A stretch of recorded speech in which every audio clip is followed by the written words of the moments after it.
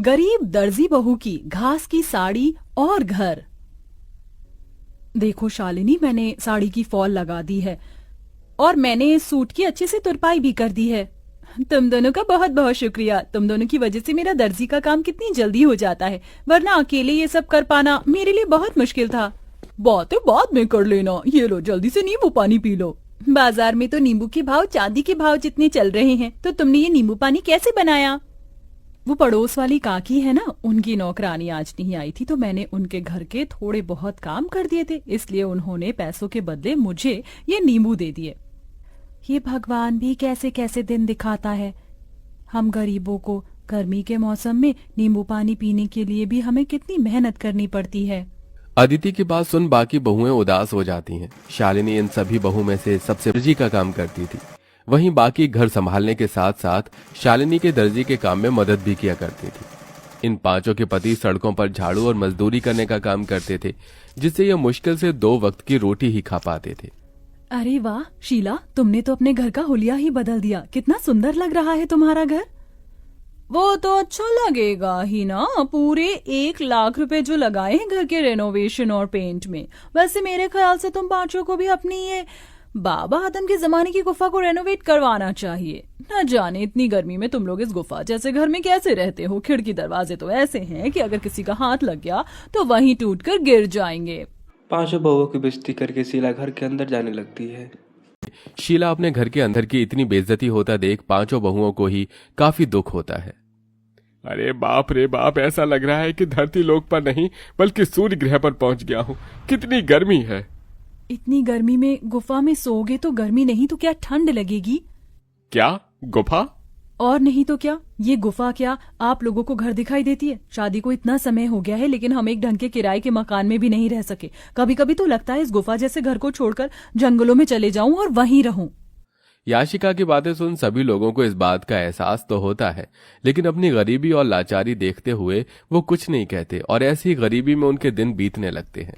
अमृता, अगर तुम न होती तो इतनी गर्मी में हमें ये ठंडा पानी पीना भी नसीब नहीं होता।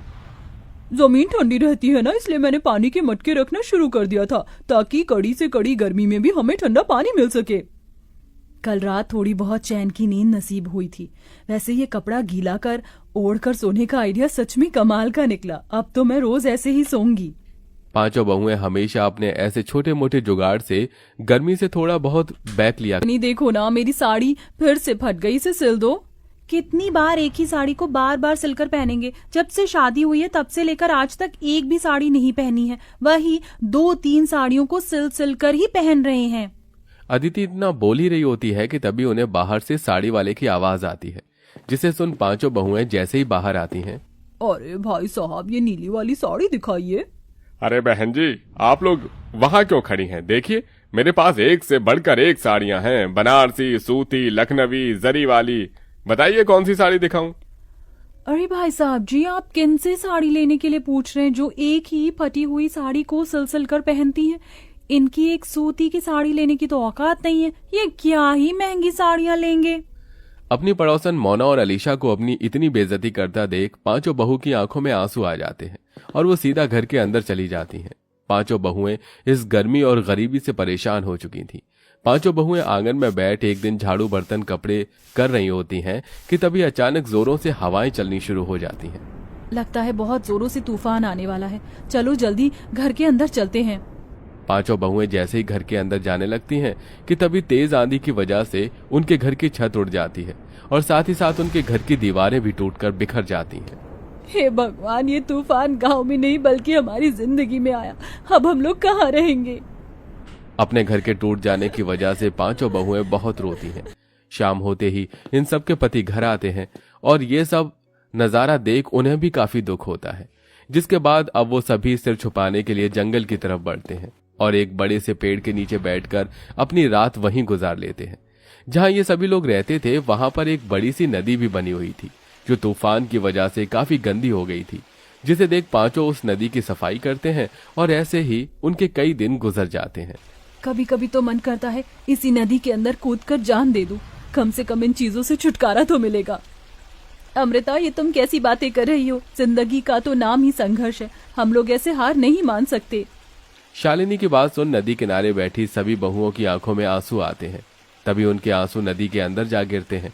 उनके आंसू जैसे ही नदी के अंदर जाते हैं तो नदी के अंदर एक सुनहरी रोशनी चमकती है और देखते ही देखते उनके सामने नदी की रानी बाहर आती है।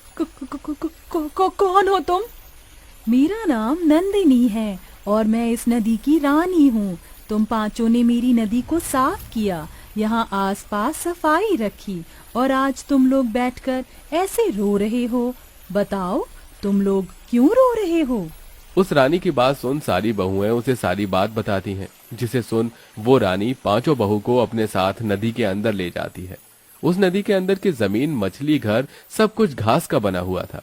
ये सब देख पांचों बहुएं बहुत हैरान होती हैं। ये सब हकीकत है या कोई सपना? ये सपना नहीं, हकीकत है।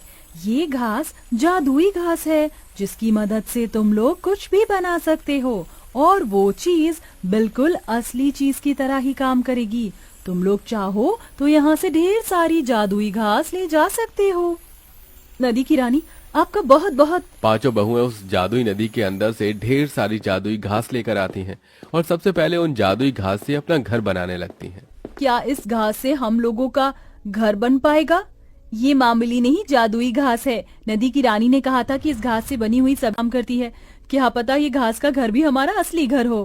पांचों बहुएं कुछ घंटे के अंदर एक बहुत बड़ा सा घास का घर तैयार कर देती हैं, जिसमें वो पांचों अलग अलग कमरे भी बनाती हैं। साथ ही साथ वो बाथरूम और रसोई घर भी बनाती हैं, जिसमें घास का चूल्हा, घास के बर्तन और कमरों में घास का पलंग, कुर्सी। जादुई घास होने की वजह से सारी चीज असली चीज हो चुकी थी।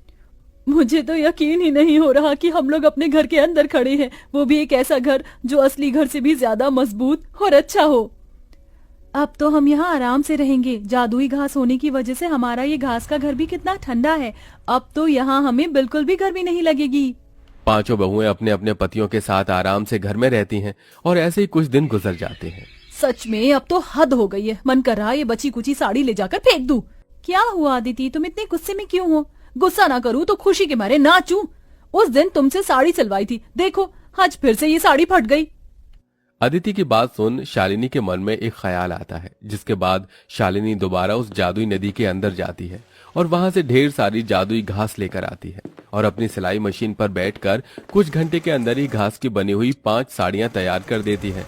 साड़ियों के बॉर्डर पर वो तरह तरह के फूल भी लगाती है, जिसके बाद अब जैसे ही पांचों बहुएं उस घास की साड़ियों को पहनती हैं, इस घास की साड़ी को पहनकर तो ऐसा लग रहा है कि मानो जैसे मैंने रुई की साड़ी पहन रखी हो।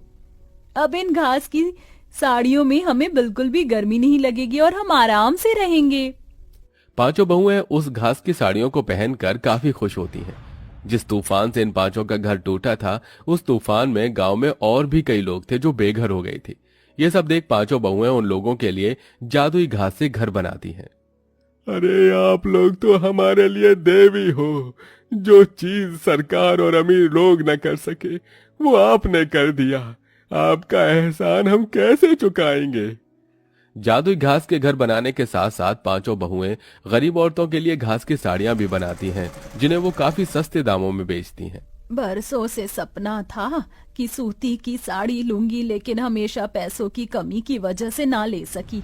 लेकिन आज आपकी वजह से मैं रुई जैसी मुलायम साड़ी पहन सकूंगी। आपका बहुत बहुत शुक्रिया। जरूरतमंदों की मदद कर पांचों बहू काफी खुश थीं। वो घास की साड़ी बेचकर थोड़े बहुत पैसे भी कमा लिए थे, जिनको अब वो बुटीक में लगाती हैं और बुटीक खोलती हैं। घास की तरह तरह की ड्रेस बनाकर बेचती हैं और अब उन सब के पति अपना खुद का काम शुरू कर देते हैं, जिससे अब धीरे धीरे उनकी जिंदगी सही राह पर आने लगती है। हेलो दोस्तों, यदि आप लोगों को यह कहानी अच्छी लगी तो चैनल को सब्सक्राइब करके बेल घंटे को जरूर दबा दीजिएगा, ताकि ऐसे ही वीडियो आप लोगों को आगे देखने को मिले।